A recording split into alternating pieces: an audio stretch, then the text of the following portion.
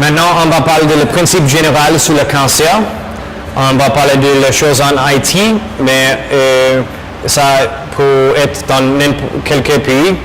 Et on va définir le cancer, comprendre l'épidémiologie de le cancer, le prognostic de cancer, ça veut dire combien de temps le patient peut vivre avec chaque cancer, l'approche générale pour le diagnostic, la principale différence entre le cancer pédiatrique et adulte, on ne passe pas beaucoup de temps sur ça, et la différence entre le cancer solide et liquide.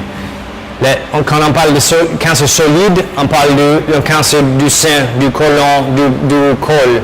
Quand on parle de liquide, on parle de leucémie et lymphome. C'est quoi le cancer? C'est une prolifération clonale des cellules abnormales. Les clones sont des cellules identiques avec le maquillage génétique.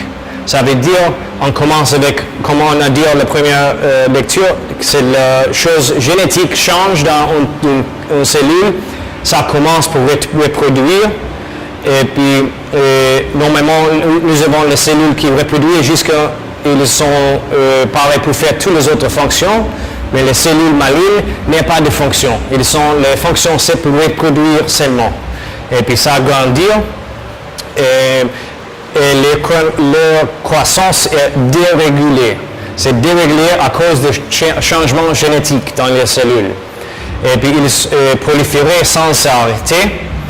Et puis les cellules finalement ont la capacité de métastaser. Ça veut dire qu'ils ont la capacité pour voyager dans les autres sites dans le corps. Une tumeur bénigne, c'est une tumeur qui après un temps arrête de proliférer ou bien arrête il ne voyage pas sur un site à distance, n'est pas habilité de métastaser.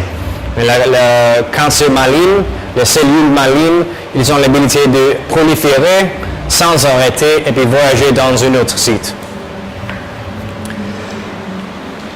La plupart des cancers, comment ça développe le cancer dans les cellules? C'est accumule un nombre de modifications génétiques comme mutation, délétion ou bien amplification dans le temps et ça cause la cellule de l'indépendance de la cellule d'inhibition de croissance favorisant la croissance externe et la réplication cellulaire. Ça veut dire que c'est les choses génétiques qui causent ça. Il y a la possibilité d'une chose génétique qui arrête le cancer, qui ne marche pas, ou bien la chose qui promote le cancer qui est activé. OK?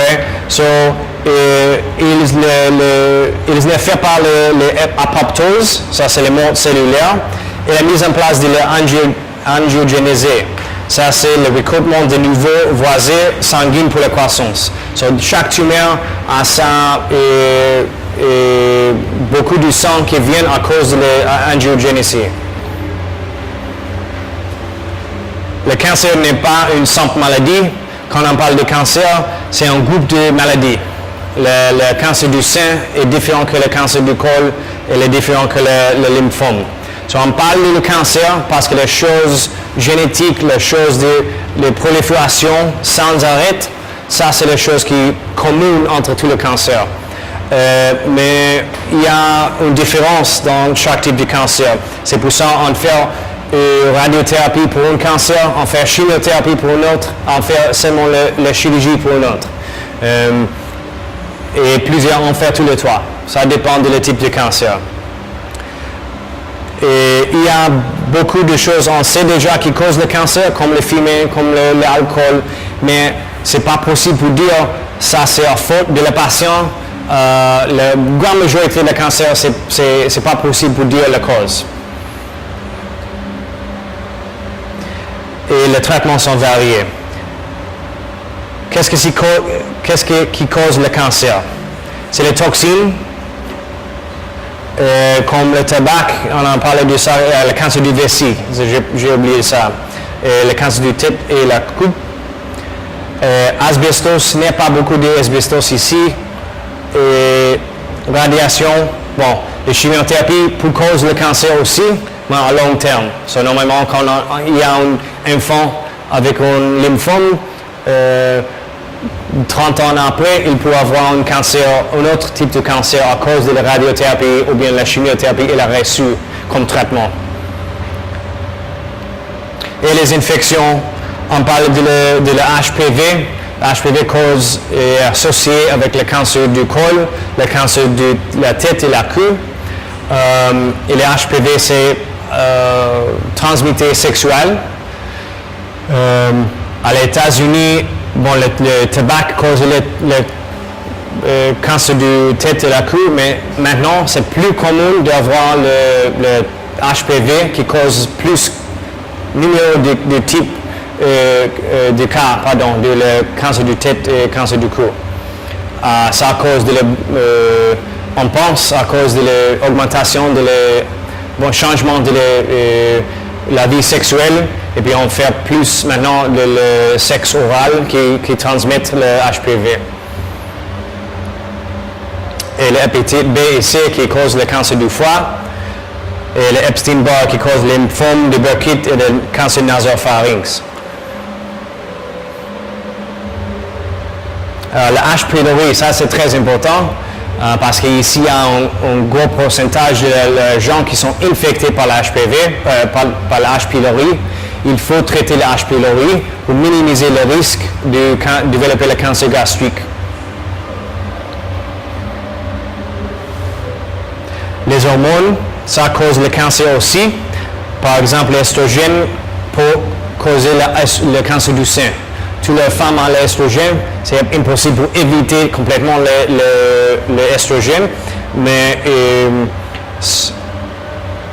ça explique pourquoi la femme qui a le ménage bonnet ou bien la ménopause tard, ils ont plus de risque pour développer le cancer du sein parce qu'ils ont plus de temps dans la vie avec l'estrogène, même pour les femmes qui ont moins d'enfants, parce que dans la grossesse, le niveau d'estrogène a changé. Et puis, autre facteur de risque, c'est la diète. Et puis, il y a plusieurs autres choses dans l'environnement qu'on ne sait pas, franchement. Et les choses, qu'est-ce qui cause le cancer? Le BRCA1, le BRCA2, comme on parlait, ça cause le cancer du sein, cancer du ovaire, le cancer côlon. Ça, c'est une chose génétique dans la famille. Et puis, il y a plusieurs maladies génétiques qui causent le cancer colorectal aussi. Et puis, on doit penser quand il y a un père avec un enfant, tous les deux qui ont un cancer colon, on doit toujours penser à une chose génétique dans la famille.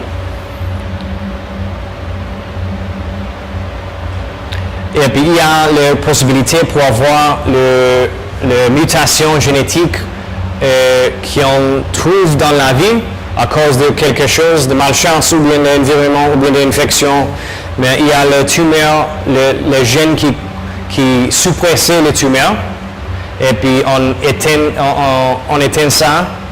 Et puis le cancer arrivé, la prolifération de la cellule commence. Ou bien il y a le gène qui rangeait ou bien répare le ADN. Et puis quand on arrête ce type de gène, le dommage à l'ADN augmente jusqu'à le moment où on arrive la cellule, c'est une cellule maligne qui prolifère sans arrêt. Et puis le cancer c'est très commun, mais c'est très difficile parce que nous-mêmes, chaque jour, chaque moment, il y a les cellules avec le dommage de ADN en dedans, mais il y a l'habilité pour réparer ça.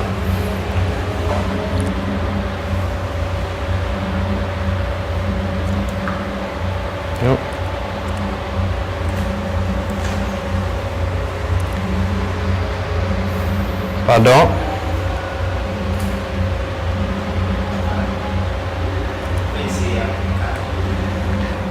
Bien, mais c'est là.